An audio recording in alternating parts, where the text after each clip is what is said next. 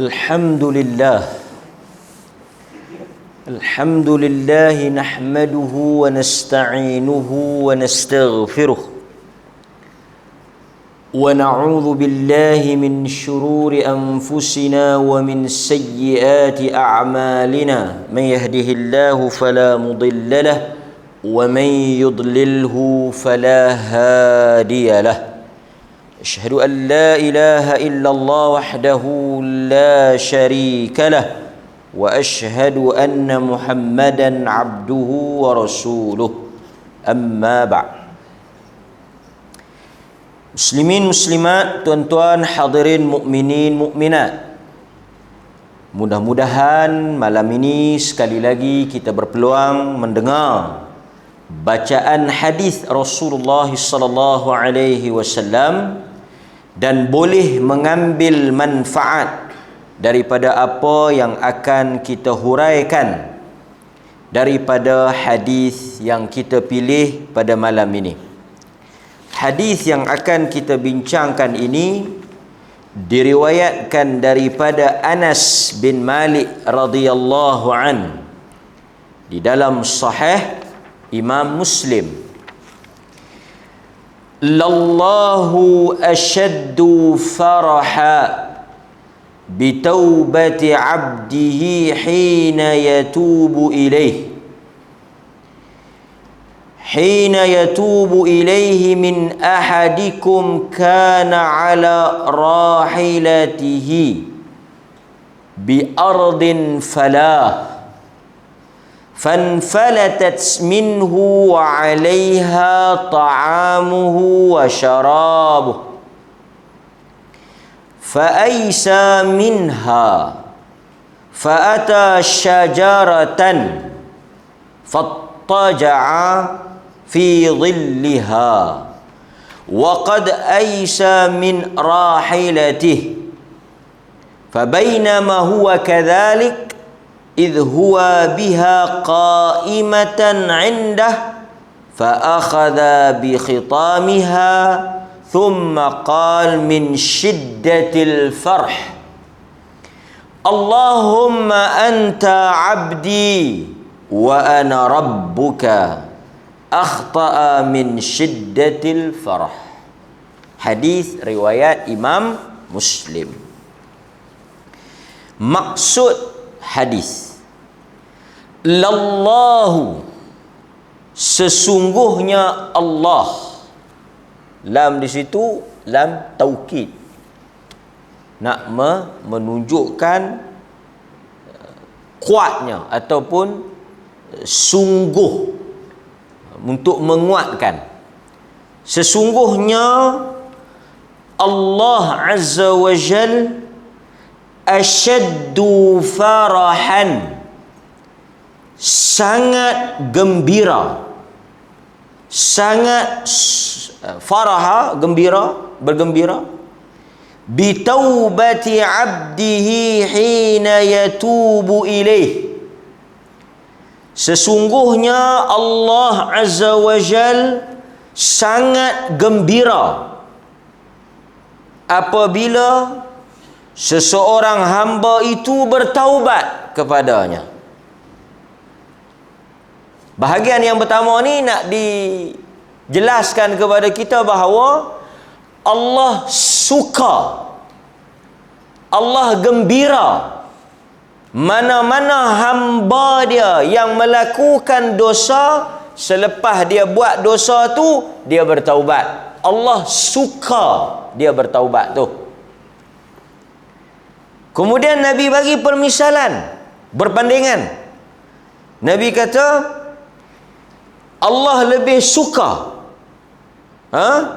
Allah sangat suka, gembira hambanya bertaubat kepadanya berbanding dengan keadaan seseorang.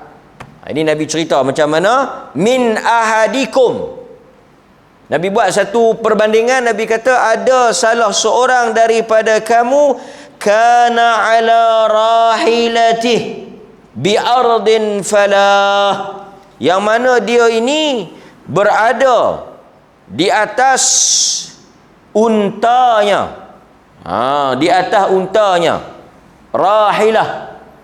Boleh jadi unta, boleh jadi kuda, boleh jadi binatang yang ditunggang.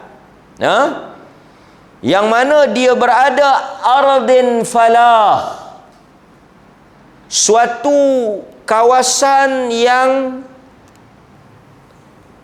kosong di tengah padang pasir yang luas, di tempat yang gersang, yang tidak ada manusia dan tidak ada sesiapa di situ. Falah.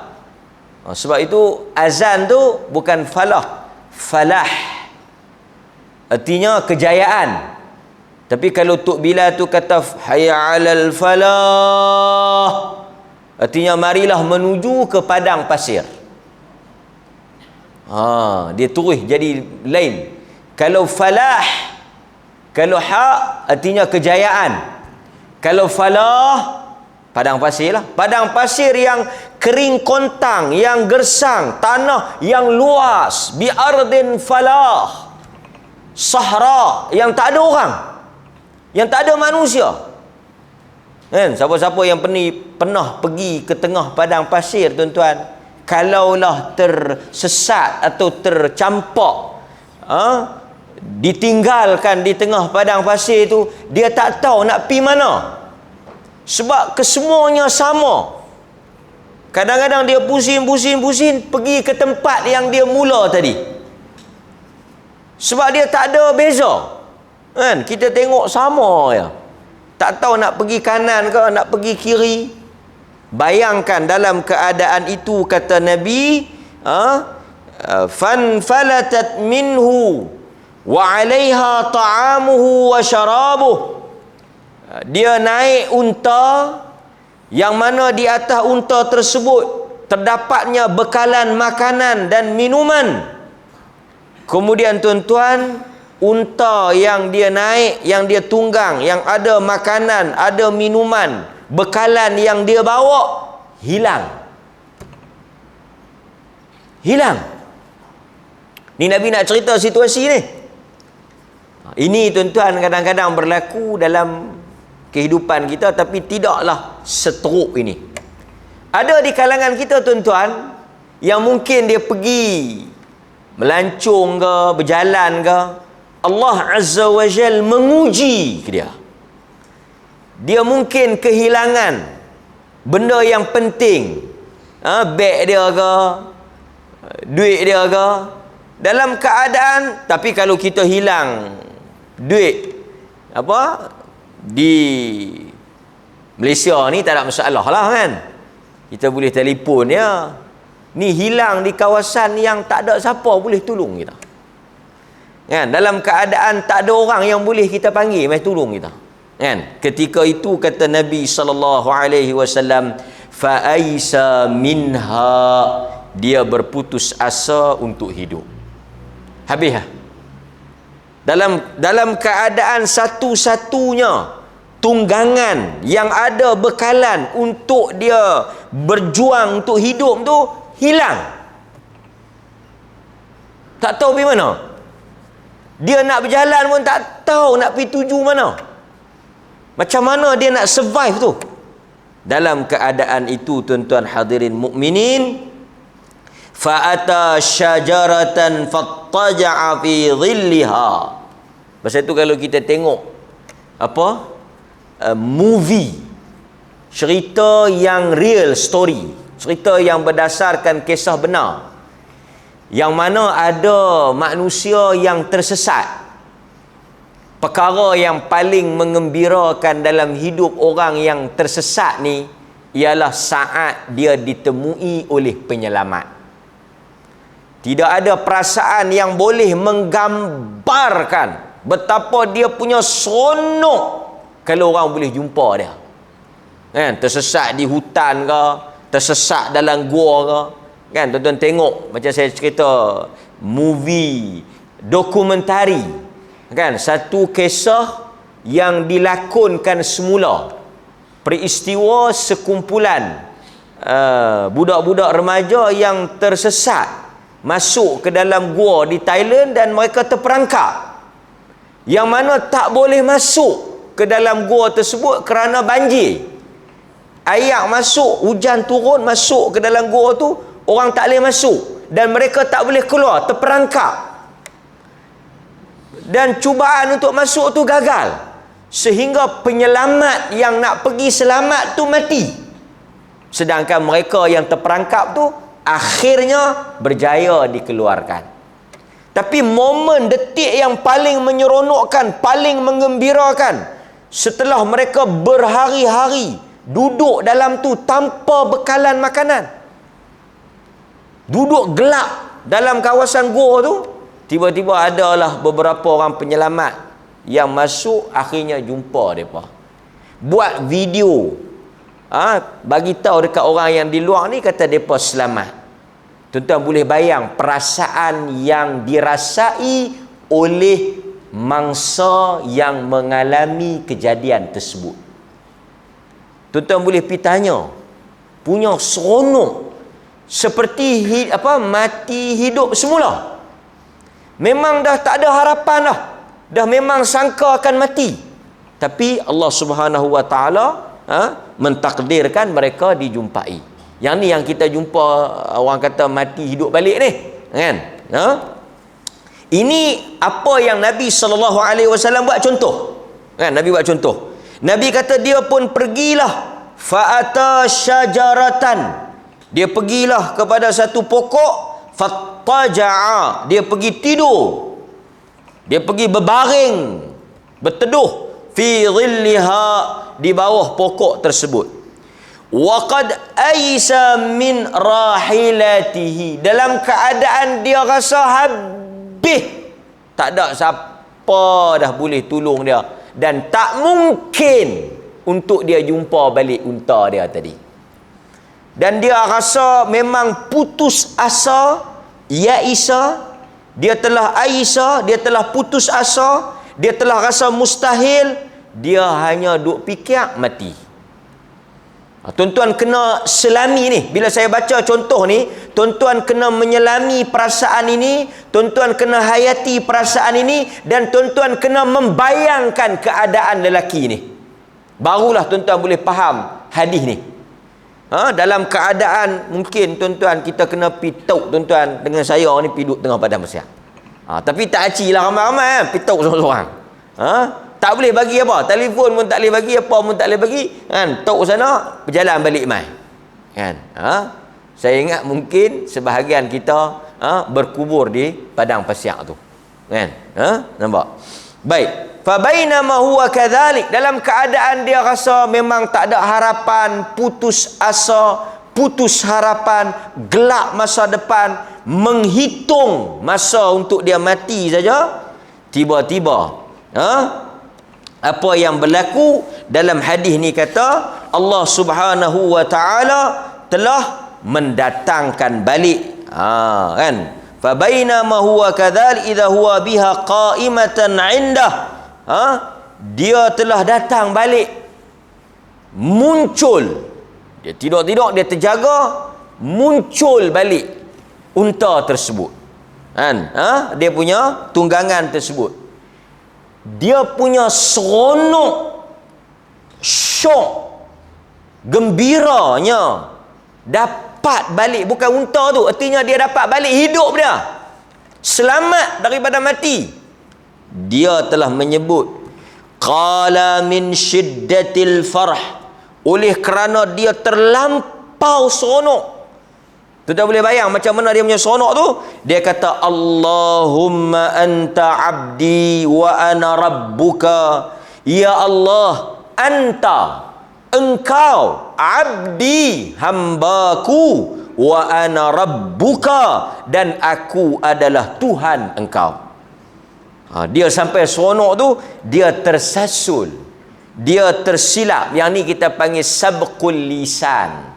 Sabqul lisan ni, dia mungkin nak cakap benda lain, dia tersasul, dia tersalah, kan? Yang ni biasalah bagi orang yang bercakap, kadang-kadang dia nak kata perkataan lain, dia nak sebut perkataan lain, dia tersasul, kan? Dia panggil sabqul lisan. dia tergelincir lidah dia. Jadi akhta'a min syiddatil farh, kerana kesilapan itu disebabkan oleh dia terlalu gembira. Nabi nak bagi tahu apa? Allah lebih gembira daripada lelaki tadi. Kalau kita kata lelaki itu terlalu seronok, gembira, dapat balik hidup dia, jumpa balik dengan unta dia, dan dia dapat balik kepada keluarga dia, dan dia selamat daripada mati kering di tengah padang pasir tu, Tuhan lebih gembira kalau hangpa bertaubat. Siapa-siapa yang bertaubat, Allah lebih gembira daripada lelaki ni. Tu nak cerita dia. Jadi hadis ni menunjukkan kepada kita bagaimana keadaan orang-orang yang bertaubat, mereka senantiasa dibuka ruangnya oleh Allah Subhanahu wa taala. Jadi hadis ni ada beberapa pengajaran lah yang boleh kita sebut. Yang pertama, Allah Azza wa Jal mengharamkan kita buat dosa. Dia larang kita buat dosa, dia benci kita buat dosa. Dia marah kita buat dosa. Dia tak halalkan untuk kita buat dosa. Tetapi apabila manusia yang tabiatnya memang akan melakukan kesalahan dan kesilapan, dia suka pada taubat. Tuan-tuan jangan silap faham pula. Yang Allah suka ni taubat, bukan maksiat. Selagi kita silap faham, kita kata Allah suka taubat, kita buat kesimpulan kalau Allah suka taubat, sebelum nak taubat kena buat maksiat. Kalau taubat dia suka, punca kepada taubat pun dia suka. Yang ni tak. Yang ni tak betul. Taubat adalah perbuatan yang kita lakukan selepas kita buat dosa. Tapi dosa tu sendiri Tuhan benci. Dosa tu sendiri Tuhan tak suka. Tetapi Allah tak tutup peluang apabila satu orang buat dosa untuk bertaubat. Sebab itu tuan-tuan, pintu yang tak pernah tertutup, pintu yang paling luas, pintu yang paling mudah, paling luas, paling mudah, paling besar dan tak pernah ditutup oleh Allah adalah pintu taubat. Tuan-tuan boleh taubat bila-bila masa, di mana-mana sahaja. Apapun kesalahan yang dilakukan, tidak ada penghalangnya untuk tuan-tuan bertaubat. Ini yang kata taubat. Tapi yang paling penting, satu orang bila dia buat dosa, dia kena bertaubat. Saya bagi contoh mudah.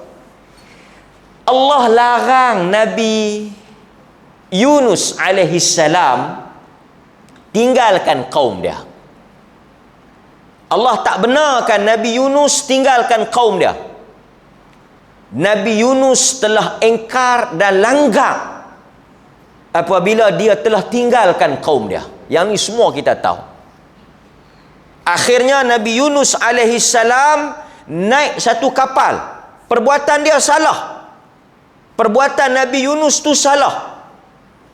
Dia naik satu kapal, Allah Subhanahu wa taala telah hukum Nabi Yunus alaihi salam. Tuan-tuan semua baca cerita ni.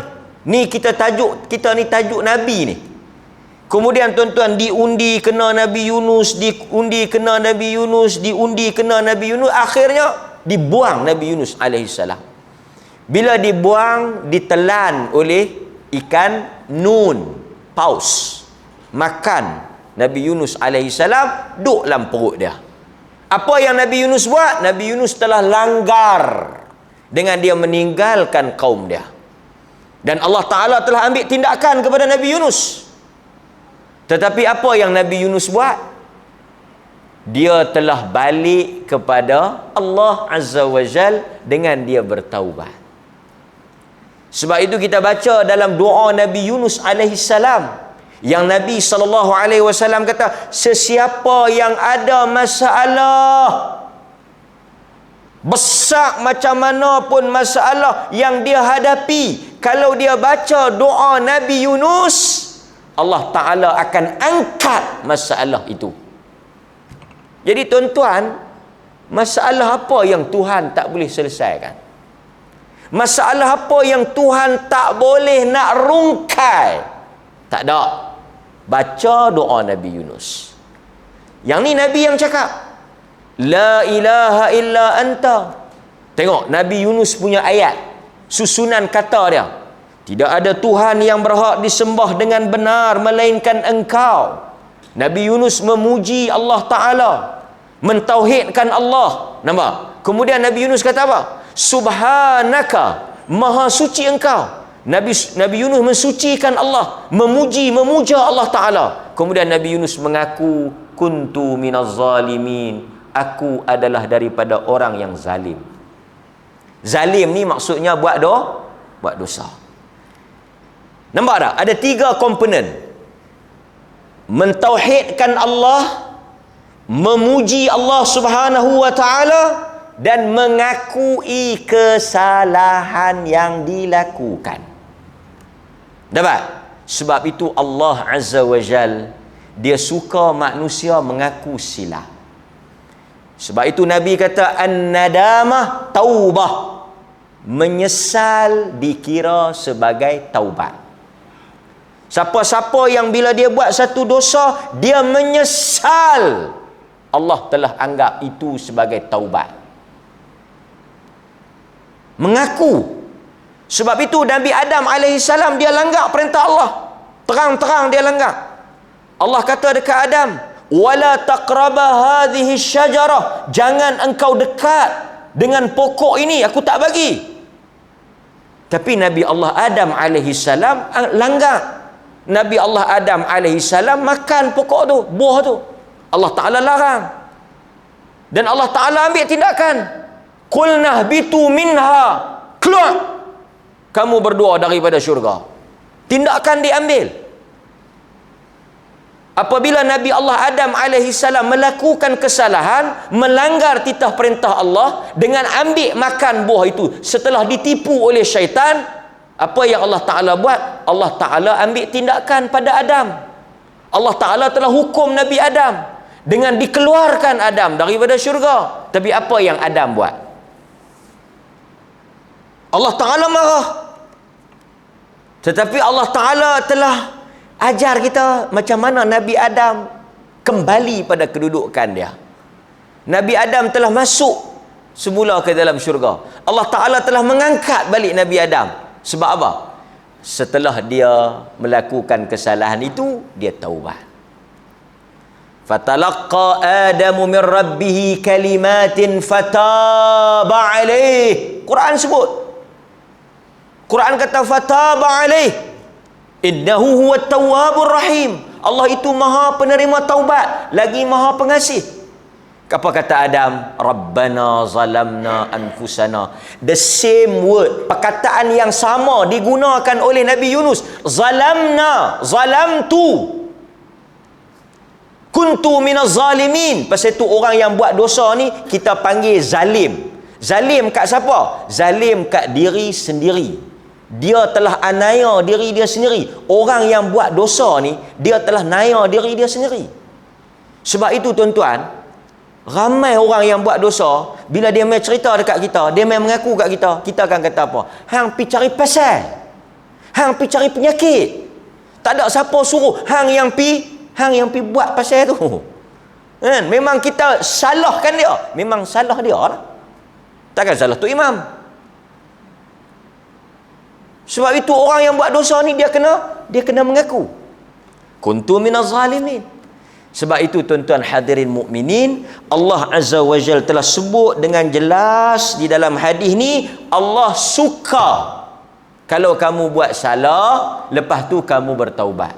Dan lawan kepada suka tu benci. Apa dia yang bencinya? Kalau kita buat dosa, kemudian kita bertaubat, Allah sangat, lallahu asyaddu faraha, Allah sangat suka. Lawan kepada sangat suka, sangat benci. Sangat benci itu siapa dia? Orang yang bila dia buat dosa, dia enggan, angkuh, ingkar daripada nak bertaubat. Pasal itu tuan-tuan, kalau tanya saya, orang yang buat dosa dia bertaubat lebih disukai oleh Allah daripada orang yang mungkin dia tak pernah buat dosa tapi dia sombong. Kadang-kadang manusia ni bila dia berasa dia tak ada salah, dia mari ujub, dia mari kibir, dia mari sombong. Dia berasa dia suci, murni, kan? Dia berasa mulia, dia berasa diri dia hebat. Sebab itu Allah uji manusia ni, tabiatnya dia buat silap. Nama kata manusia mesti ada salah, mesti ada silap. Jadi kita tuan-tuan bila buat silap, Tuhan tak tutup. Tuhan kata mari balik. Tuhan panggil mari balik. Dan dia suka. Kalau kita berulang-ulang, ini juga yang kita kena apply pada anak-anak kita. Apply, kita amalkan juga pada keluarga kita. Kalau mereka buat salah, kita marah, ambil tindakan, tapi kita jangan tutup untuk mereka balik ke pangkal jalan. Jangan buanglah, dalam bahasa mudahnya jangan buang. Kita ambil apa yang Allah ajar. Apabila Nabi Adam kata Rabbana zalamna anfusana, ya Allah kami telah aniayai diri kami telah melakukan kezaliman, maka engkau hendaklah mengampunkan kami. Kalau engkau tak ampun kami ya Allah, kami rugi. Rugi itu bukan pasal buat dosa tadi, rugi itu pasal tak ampun kami tu. Artinya kalau kita, tuan-tuan, kalau kita buat dosa lepas tu kita taubat, kita untung. Kita jadi macam Nabi Adam, jadi macam Nabi Yunus dan nabi-nabi yang lain, mereka ada buat kesalahan. Pasal itu para ulama bincang apa maksud maksum para nabi ni. Pasal nabi buat silap, hatta Nabi Muhammad buat silap. Hatta Nabi Muhammad berapa kali Quran tegur. Ada ayat-ayat yang Allah tegur Nabi Muhammad sallallahu alaihi wasallam. Antaranya dalam kes Abdullah bin Umi Maktum yang datang kepada Nabi, Nabi tak tengok dia. Allah Ta'ala tegur, abasa wa tawalla. Dia telah buat salah. Apabila Abdullah bin Umi Maktum main, Nabi tak tengok. Nabi berpaling, Nabi bermasam muka. Abasa wa tawalla, telah bermasam muka dan telah berpaling daripada Abdullah bin Umi Maktum. Allah tegur Nabi, salah. Benda tu salah. Kemudian ada juga yang Nabi mengharamkan. Isteri-isteri Nabi bergaduh, kan? Lepas tu Nabi mengharamkan benda yang halal kerana nak jaga isteri-isteri dia punya hati ni, nak jaga hati-hati isteri dia. Allah Ta'ala turun, kenapa mengharamkan benda yang halal? Ini panjanglah cerita dia, tapi saya nak bagi tahunya Nabi ada melakukan kesalahan. Tapi apa maksud kesalahan para Nabi? Tajuk lain lah. Tapi saya nak bagi tahunya Nabi-Nabi ni bila mereka salah, mereka terus ditegur dan mereka terus balik ke pangkal jalan.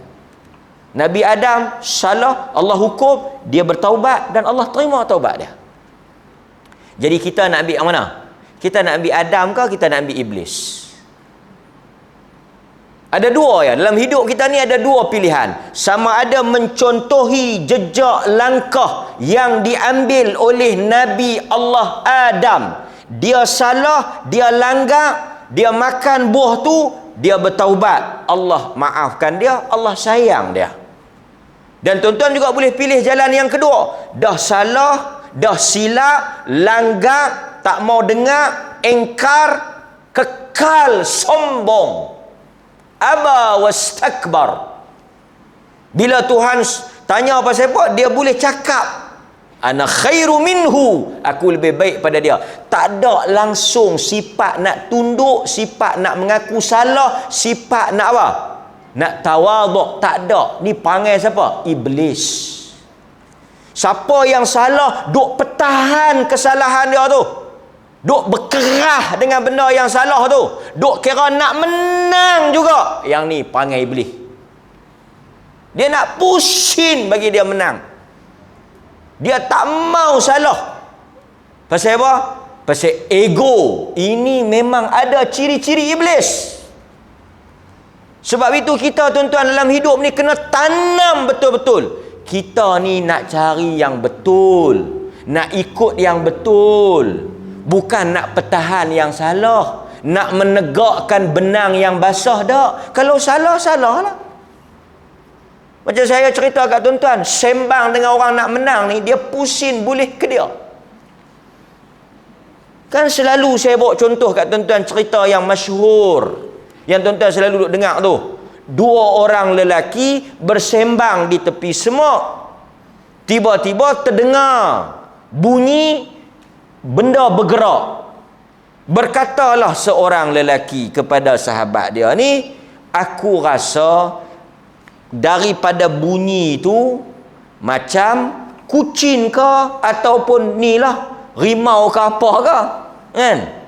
Kata oleh sahabat dia seorang lagi, aku rasa tak, aku rasa bukan kucing ni apa semua ni, kan? Aku rasa yang ni mungkin burung. Pasal kadang-kadang burung duk main buat sarang tau ni. Tak, burung takkan nak buat sarang bawah, dia buat sarang atas. Bertengkarlah mereka dua. Akhirnya dalam mereka duk bertengkar, duk pertahan kok nu, duk pertahan kok ni. Kau ni bawa hujah kok nu, kau ni bawa hujah kok ni. Terbang menatang tu.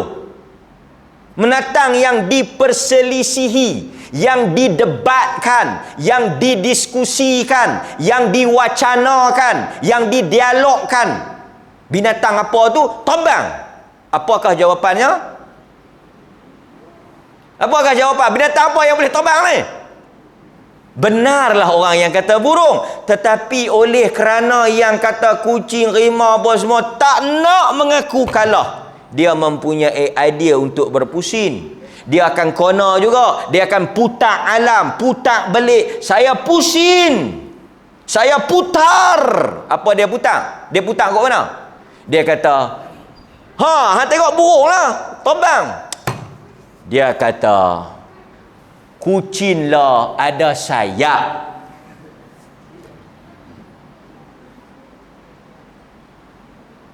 Kucing lah ada sayap.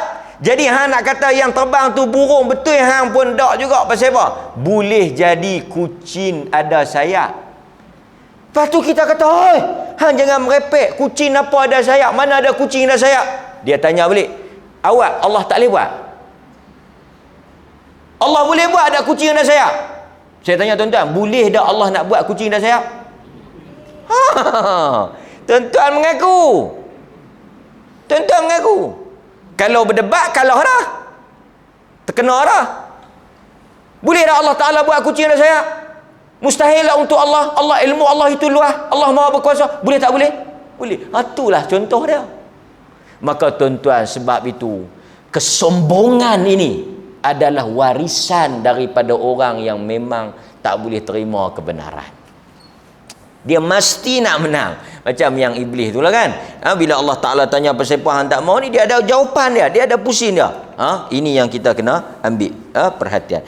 Hadirin mukminin, muslimin, muslimat yang dirahmati oleh Allah Subhanahu wa Ta'ala. Dalam Islam, amalan yang paling simple, mudah adalah taubat. Taubat ni mudah ya. Tuan-tuan buat satu dosa, angkat tangan, ya Allah, aku menyesal, aku rasa bersalah, aku rasa berdosa, ampunkan aku. Cukup. Tak ada apa-apa kaifiat. Kaifiat ni tak ada tata cara khas, tak ada tata cara khusus macam mana nak taubat. Tuan-tuan tinggal buang perbuatan tu, tuan-tuan menyesal, Allah Ta'ala ampun. Tak ada dosa yang Tuhan tak ampun. Pasal itu Allah kata, la taqnatu min rahmatillah. Jangan sesekali hampa putus asa daripada rahmat aku. Allah bagi tahu jangan. Salah satu dosa besar, satu orang bila dia buat dosa, dia putus asa, dia kata Tuhan tak ampun dia. Dan Allah marah orang yang pergi kata Tuhan tak ampun. Dalam hadis yang kita baca, diriwayatkan oleh Al-Imam Al-Bukhari tentang dua orang yang bersaudara. Dia kata dekat kawan dia, Tuhan tak akan ampunkan dosa hang. Tuhan marah perkataan tu. Tuhan benci perkataan tu. Tuhan telah hukum orang yang baik tadi ni. Sedangkan Tuhan ampun orang yang jahat. Asalnya baik dengan jahat ni depa bersaudara. Yang baik ni duk tegur yang jahat ni. Tapi yang jahat ni tak mau dengar yang kata baik ni. Baik ni tegur, dia buat tak heran. Lepas tu yang baik ni pun mebal. Baik ni pun naik angin. Dia kata kalau hang mati, Tuhan tak ampun hang. Allah marah. Sebab Allah tak akan tutup pintu taubat. Dia pergi kata untuk Allah tu. Pasal itu kita tak boleh pandai-pandai kan. Jadi akhirnya Allah Ta'ala hukum campak Yang baik tu dalam neraka, masukkan yang jahat tu dalam syurga. Yang jahat tu pergi duduk dalam syurga. Pasal apa? Bukan kerana amalan dia, tapi kerana kelancangan keberanian yang baik ni mendahului Allah Azza wa Jalla. Dia tutup pintu taubat yang Allah tak pernah tutup. Hadirin mukminin, dalam hadis ni juga kita diajar taubat ni, Allah suka taubat ni pasal manusia dia senantiasa sangka baik kepada Allah. Dia sangka baik. Kita bila buat dosa, kita bertaubat, itu tanda kita sangka baik. Dalam hadis yang lain Nabi kata, man aznaba dzamban, satu orang telah buat satu dosa, kemudian dia bertaubat, dia ulang lagi dosa tu, kemudian dia bertaubat, dia ulang lagi dosa tu, dia bertaubat. Satu orang, Nabi yang kata ni, Nabi kata dia buat dosa, lepas tu dia menyesal, dia bertaubat. Ni untuk jawapan bagi orang yang tanya, kalau kita buat dosa, lepas tu kita bertaubat, kita buat lagi macam mana ustaz? Ni ada dalam hadis ni. Ada juga orang dia pegang falsafah, dia kata kita buat dulu bagi habis, last sekali kat nak mati esok ni baru kita bertaubat. Kalau tidak kita macam duk main-main Tuhan. Hari ni buat, esok taubat, lusa buat balik. Yang mana satu? Kita nak tunggu taubat last sekali ke? Ataupun bila kita buat saja terus taubat? Tapi kena betul-betul taubat lah. Jangan pula dia main-main. Yang ni orang tu saja yang tahu. Dalam hadis Nabi kata Allah suka orang yang bila dia buat dosa terus dia taubat. Terus dia taubat. Bila dia buat dosa terus dia taubat. Jangan tangguh taubat. Kerana apa? Kerana kita tak tahu bila ajal kita mai. Pintu taubat hanya ditutup apabila ajal kita. Jadi once tuan-tuan buat dosa, taubat terus. Buat silap, taubat terus. Tak payah duduk tunggu. Ke depan ni, in future, kalau tuan-tuan buat balik, taubat lagi. Boleh ke? Boleh. Siapa yang kata tak boleh, pandai lebih pada Tuhan. Pasal Tuhan kata boleh. Tuhan kata dia buat satu dosa, kemudian dia ulang dosa tu, dia bertaubat, dia ulang balik. Tuhan kata apa? Kalaulah dia datang kepada aku dengan dosa yang banyak, ananas sama, tinggi ke langit, penuh bumi ni, aku tetap akan ampun. Poin dia satu ya. Tuhan yang kata dalam hadis tu. Satu je punca dia. Kerana dia senantiasa bersangka baik kepada Tuhan dia. Dan dia kata dia ada Tuhan yang maha pengampun. Nampak tuan? Artinya Allah kata yang Allah ampun tu pasal apa? Pasal dia sangka baik. Dia kata Allah akan ampun. Allah ampun pasal itu. Jadi siapa-siapa yang bila dia buat dosa, dia tak mau ampun, dia tak mau bertaubat, dia kata Tuhan tak mau ampun. Artinya dia sangka buruk dengan Allah Subhanahu wa taala. Baik, hadirin mukminin. Hadis ni juga selesai bab taubat tadi ni. Jadi tuan-tuan tak ada masalah, siapa yang ada buat dosa, Allah dah buka jalan, Allah dah tunjuk jalan. Allah dah suruh kita bangkit tengah malam, minta ampun kepada Allah. Doa, Allah kata dia akan ampun. Berikutnya dalam hadis ni juga mengajar kita apa dia?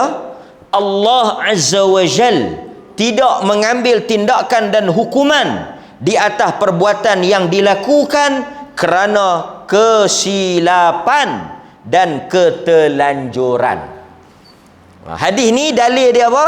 Apa-apa yang tuan-tuan buat tersasul, tersilap, pendek kata tuan-tuan tak ada niat. Apa benda? Tuan-tuan, perkataan kalau tuan-tuan tak ada niat, kadang-kadang orang kita ni, dia tu kata lain, dia maksudkan lain. Ni pun masalah juga. Contoh, kita dalam hidup ni kalau tak ada duit memang tak boleh hidup lah. Astaghfirullahalazim. Hang ni bertuhankan duit. Allah tu dia sebut tu maksud dia bukan lagu tu, maksud dia pi mana-mana pun pakai duit. Allah lah juga, tapi bahasa tu kan, apa maksud dia kata tu, kita janganlah hukum di atas apa yang dia tak kata. Betul tak? Pandai doktor tu, aku pi rata klinik tak lega, aku pi kat doktor tu pandai. Makan ubat dia sedah yang lega. Astagfirullahalazim. Hang mengucap ingat doktor tu yang bagi lega. Allah. Ada pula kata doktor tu. Bahasa dia memang percaya Allah Ta'ala lah. Tapi dia nak habang kata doktor tu pandai, doktor lain tu tak jadi, doktor tu pandai. Tapi bukanlah doktor tu yang menyembuhkan. Tetap dia yakin pada Allah. Bahasa tu. Kan? Kadang-kadang perkataan ni kita kena faham juga. Dia kata tu apa maksud dia kata. Sebab itu dalam hadis kalau dia tersilap, terlanjur kata, tak ada masalah. Lah hadis ni kalau nak ikut ni, perkataan ni boleh jatuh kufur ni. Boleh jatuh murtad ni. Allah, anta abdi, engkau hamba aku Tuhan kau. Perkataan ni tuan-tuan, perkataan kufur. Kata-kata ni kata-kata yang boleh menyebabkan kita jadi kafir. Tapi jadi kafir tak? Jadi kufur tak? Tak. Sebab dia tersalah. Dia tak maksudkan, dia tak ada niat, dia nak kata Allah Tuhan dia hamba. Oleh kerana dia terlalu syok, dia tersilap, tapi niat dia tak ada. Jadi orang yang kata tanpa niat, Tuhan tak ambil kira. Nampak? Benda yang Rabbana la tu'akhidna in nasina au akhtana. Tu dalam ayat tu dalil dia. Allah dah jawab ayat tu. Allah kata ya. Rabbana la tu'akhidna in nasina. Jadi tuan-tuan boleh apply benda ni, tuan-tuan boleh guna ni dalam semua keadaan. Apa sahaja yang tuan-tuan tak sengaja, betul-betul tak sengaja yang duk rancang pula. Kan? Macam mana hampa boleh duduk dalam kereta ni tengah-tengah malam ni dalam hutan ni? Kami tak sengaja tu imam. Ada satu orang kita tangkap. Dia buat projek pembangunan rakyat ni, yakni meramaikan rakyat ni lah kita, kan? Ini kita namakan projek pembangunan rakyat, kan? Ataupun projek pembiakan rakyat ni dia buat lah kita tangkap dia, kan? Panjanglah cerita dia, pendekkan ceritanya. Dia kata apa? Dia kata dia pun tak tahu dan dia tak sengaja. Ui, bahaya. Dalam tak sengaja boleh mengandung pula tu. Kalau hang sengaja aku tak tahu jadi macam mana. Kan? Jadi tuan-tuan nampak tak? Kita boleh tahulah dalam kes ni. Pasal tu tengok kata para ulama, saya quote sikit. Kata Al-Qadhi Iyad, hadis ini menyatakan seseorang yang melafazkan perkataan kufur tadi dalam keadaan terkejut. Tuan-tuan terkejut, kan? Tuan-tuan terkejut, tuan-tuan sebut perkataan, tak kira lah perkataan apa, terkejut. Tuan-tuan, pasal tu orang tanya yang melatah ni dia tak ada niat nak kata lah. Walaupun kalau kita dengar dia melatah tu, sakan. Habis dia sebut. Tapi oleh kerana dia melatah ni luar daripada yang salah, yang pergi duk cuek tu. Yang duk cuek orang syok sangat tu, ingat, dosa tahan. Pasal hang punca bagi dia melatah tu.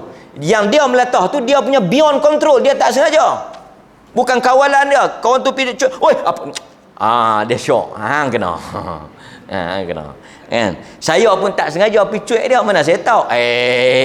Banyak lagi orang boleh cuek, pergi cuek dia. Kan? Yang ni kena.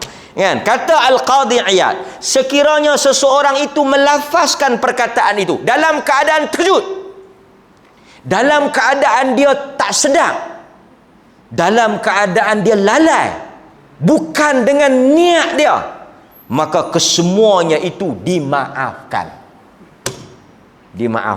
Tuan-tuan termencarut. Tapi kadang orang mencarut ni dia memang ada niat. Kan? Orang yang buat jari tengah ni memang ada niat. Memang nak tunjuk. Kan? Memang orang yang mencarut ni ada niat. Tak ada lagi. Dia kata saya tak ada niat. Pasal apa orang kata tak ada niat? Saya tak sebut sahaja aku mencarut. Tak ada orang. Orang kita niat lagu tu. Niat tu dia faham sahaja aku. Lagi tak sebut sahaja aku, tak ada niat. Ni nak main bulan puasa ni, dia kalut lah. Sahaja aku puasa. Tak sebut sahaja aku, tak puasa lah dia esok. Jenuh. Satu orang tak sengaja makan. Bulan puasa nanti tuan-tuan tak sengaja makan. Serah sepinggan. Kan? Tak sengaja. Tu dalam tak sengaja habis sepinggan. Kalau sengaja 2 pinggan. Tak sengaja. Apa kata Nabi? Allah ampun. Rufi'atil qalam, diangkat pen, tak ditulis dosa di atas 3 golongan. orang yang lupa, orang yang tak sengaja, rufi'atil qalam, daripada orang yang lupa, orang yang khata' tak sengaja, wa mastukrihu alaih, dan orang yang dipaksa. Tuan-tuan buat ni tahu ke tak tahu? Saya tak tahu. Tak sengaja. Maka dia amdan, dengan sengaja, dengan niat. Itu kena. Cuma ada satu perkara, dua tiga perkara lah, yang mana Nabi kata salasun jidduhunna jiddun wa hadluhunna jiddun. Nabi kata 3 benda, hampa melawak pun sungguh, hampa sungguh pun sungguh. Hampa sungguh pun sungguh, hampa melawak pun sungguh. Apakah 3 benda tu? Yang ni tak ada sengaja, tak sengaja. Kan? Salasun jidduhunna jiddun wa hadluhunna jiddun. 3 benda, kalau hampa bersungguh pun dia jadi sungguh, hampa melawak pun dia jadi sungguh. Jadi hampa jangan main-main benda ni. Kan? Jangan duk buat tak sengaja, saya melawak, tak ada. Apa dia? Nikah, talak dan rujuk. Satu orang melawak lah benda lain, jangan duk pergi melawak cerai berai ni, kerana dia boleh jatuh cerai apabila dia lafaz dengan sarih. Kan? Aku cerai kan? Boleh jatuh. Kan? Boleh jatuh. Pasal dia saya melawak, banyak lain benda hang melawak ni, melawak benda lain lah. Kan? Nabi kata jatuh. Kita bagi laluan kepada azan. Habis pada azan ni kita buat kesimpulan lah, insya-Allah taala.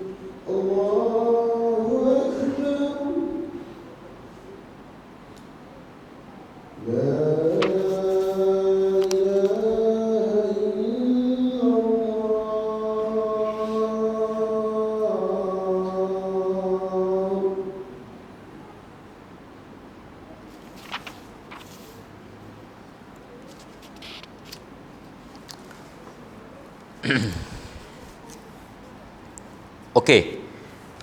Kesimpulannya tuan-tuan, pada perenggan yang mana dia telah tersilap, tak sengaja dia tersebut perkataan kufur, Allah tidak mengambil kira perkataan tersebut.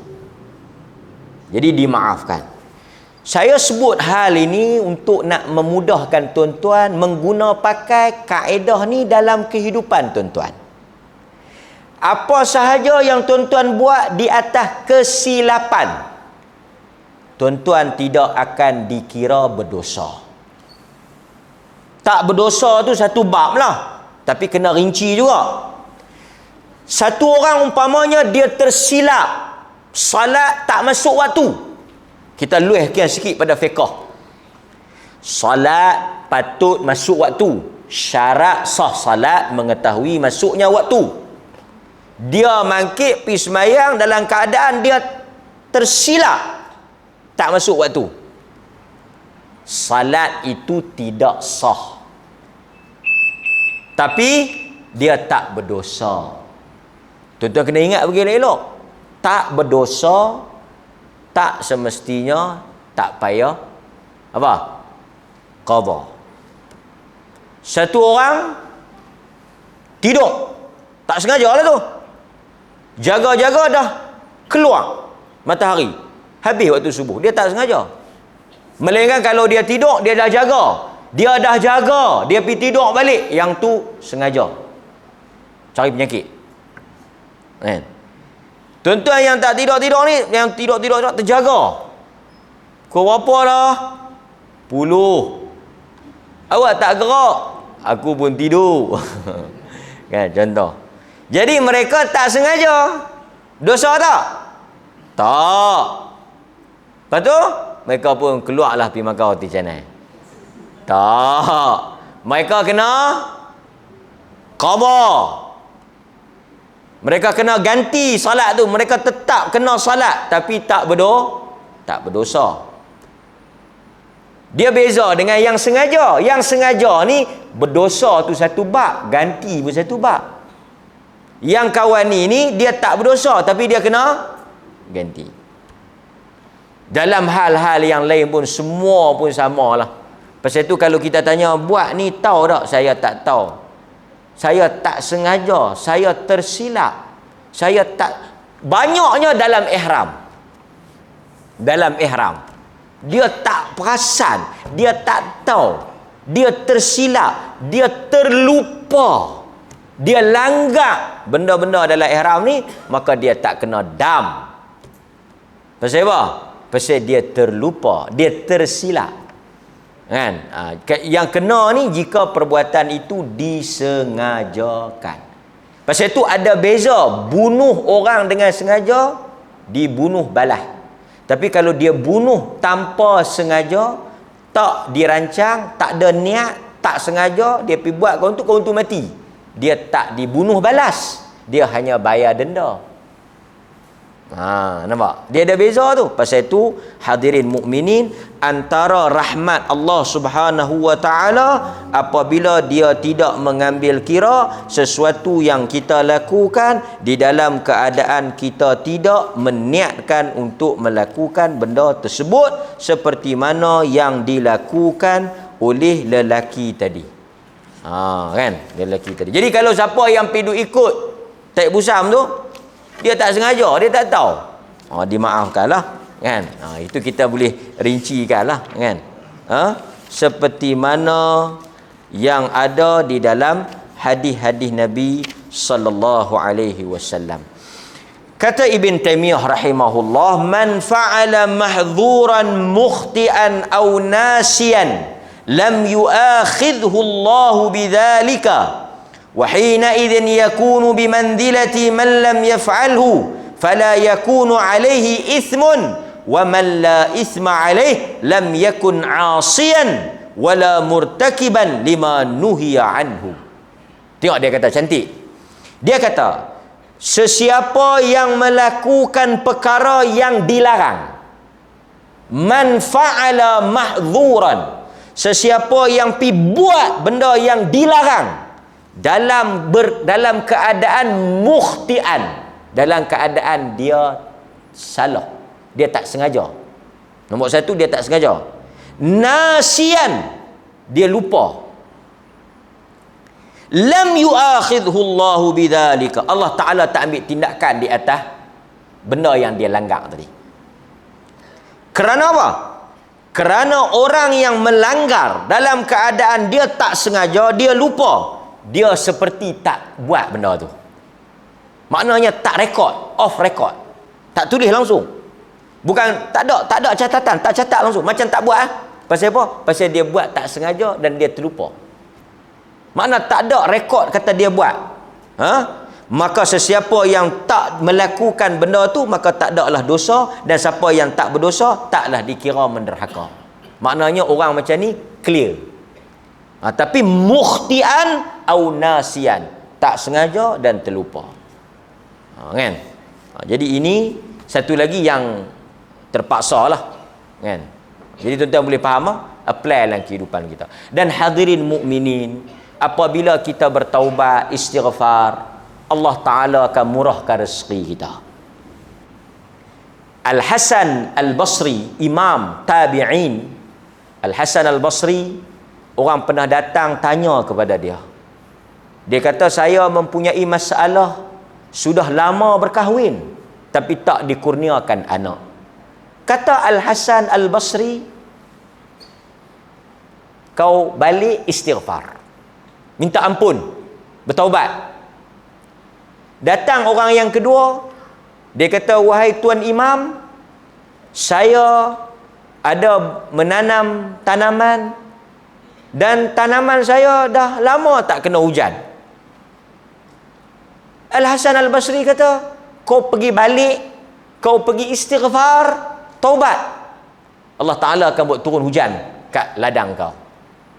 Yang seorang lagi dia kata, dia meniaga, dia rezeki dia tak ni, sempit, tak laku jualan dia. Al-Imam Al-Hasan Al-Basri kata, kau balik, kau pergi istighfar, kau bertaubat. Ketiga-tiga orang ni masalah mereka berbeza, tapi semuanya soal rezeki. Anak rezeki, tanaman berbuah, dapat ayak, cukup rezeki, meniaga laku rezeki, semua rezeki, tajuk rezeki. Al-Hasan Al-Basri jawab mudah ya, balik pergi istighfar banyak-banyak, bertaubat kepada Allah. Yang tak ada anak, Tuhan bagi anak. Yang tanaman tak ada hujan, Tuhan akan bagi turun hujan, bagi ada ayak. Yang meniaga tak apa nak laku, yang cari rezeki tak apa nak lueh, tak apa nak morah, Tuhan akan bagi morah. Orang tanya Al-Hasan Al-Basri, kenapa tuan jawab jawapan yang sama kepada masalah yang berbeza? Orang ni anak tak ada, menikah lama dah, petua lain lah sikit. Yang ni adakah orang menikah lama tak ada anak, petua nak sama dengan orang tanam padi? Tapi Al-Hasan Al-Basri jawab benda yang sama. Istighfar, taubat, istighfar, taubat. Kemudian Al-Hasan Al-Basri memberi hujah. Al-Hasan Al-Basri dia bagi argument, dalil. Dia kata apa? Dia kata kerana Allah Subhanahu wa Ta'ala telah menyebut di dalam Al-Quran bahawa sesiapa yang beristighfar, dia akan bagi anak. Sesiapa yang beristighfar, dia akan bagi hujan. Sesiapa yang bagi istighfar, dia akan bagi rezeki yang murah. Aku jawab macam yang Quran suruh, yang Allah kata.